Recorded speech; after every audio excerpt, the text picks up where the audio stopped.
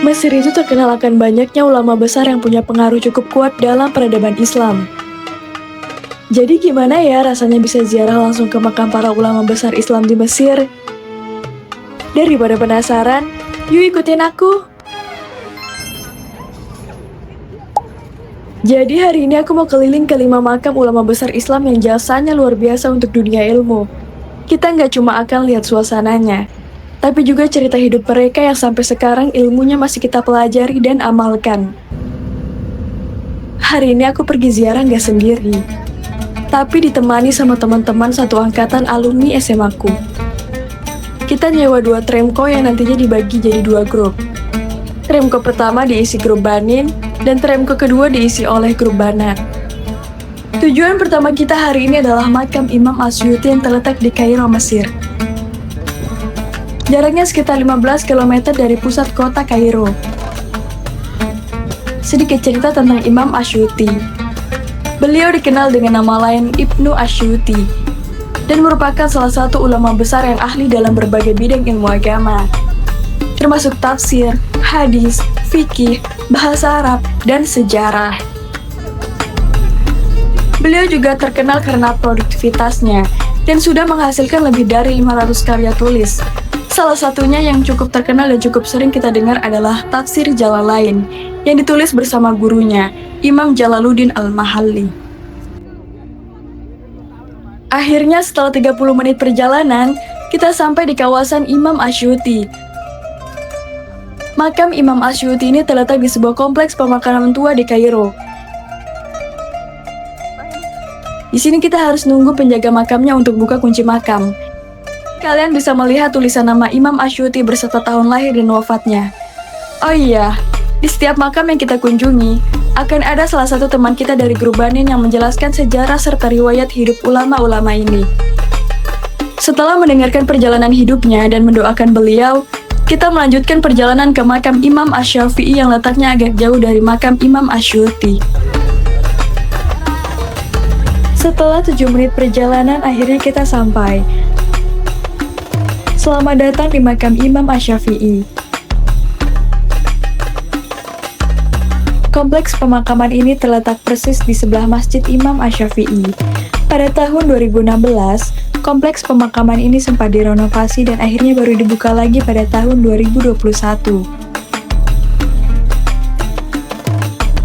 Jadi di dalam kompleks pemakaman ini, selain bisa melihat makam Imam Syafi'i, kalian bisa melihat makam-makam tokoh terkemuka lainnya.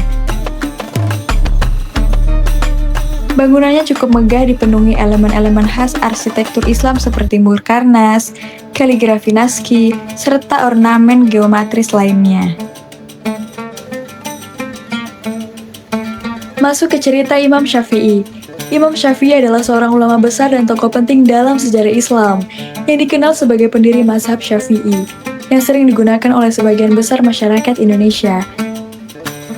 Nama lengkapnya adalah Abu Abdullah Muhammad bin Idris Asy-Syafi'i.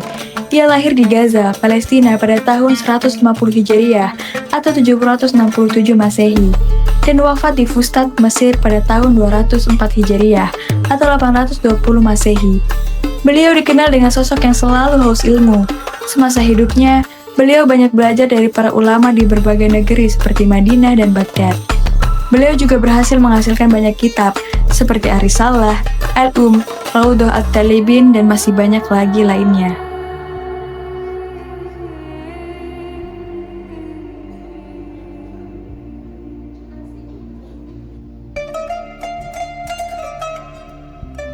Setelah selesai mengunjungi makam Imam Asy-Syafi'i, kita melanjutkan perjalanan ke makam Imam Abu Zakaria Al-Ansori, yang berada dalam satu kompleks pemakaman yang sama dengan Imam Asy-Syafi'i. Di sini kita istirahat sebentar dan melaksanakan sholat zuhur. Ngomong-ngomong soal Imam Abu Zakaria Al-Ansori, atau yang biasa dikenal dengan panggilan Syekh Zakaria Al-Ansori.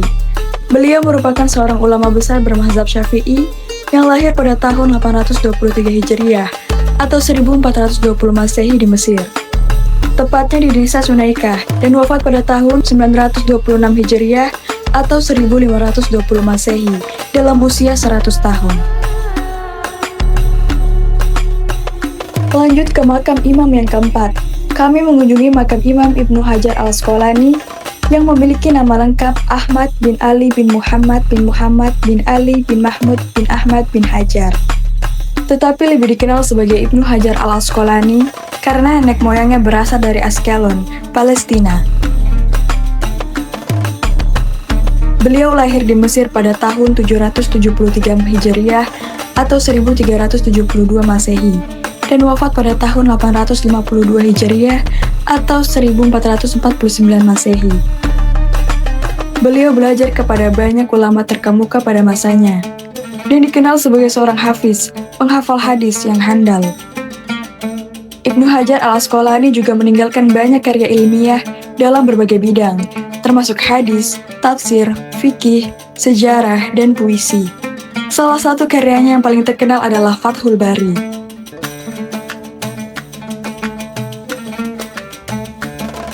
Akhirnya kita sampai pada agenda terakhir, yaitu mengunjungi makam Imam Al-Aidsi.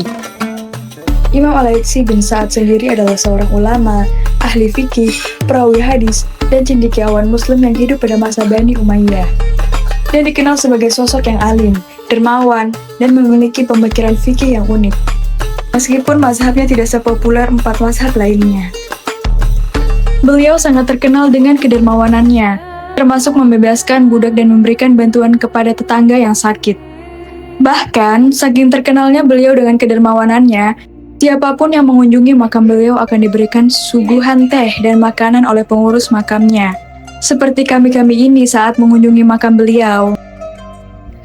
Setelah selesai berdoa untuk Imam Al-Aidsi, pada pukul 3 sore akhirnya kami telah menyelesaikan agenda hari ini, yaitu mengunjungi makam 5 ulama besar. Jadi, terima kasih untuk yang sudah mengikuti perjalananku hari ini. Semoga video ini bisa memberi manfaat baik untuk kalian. See you guys!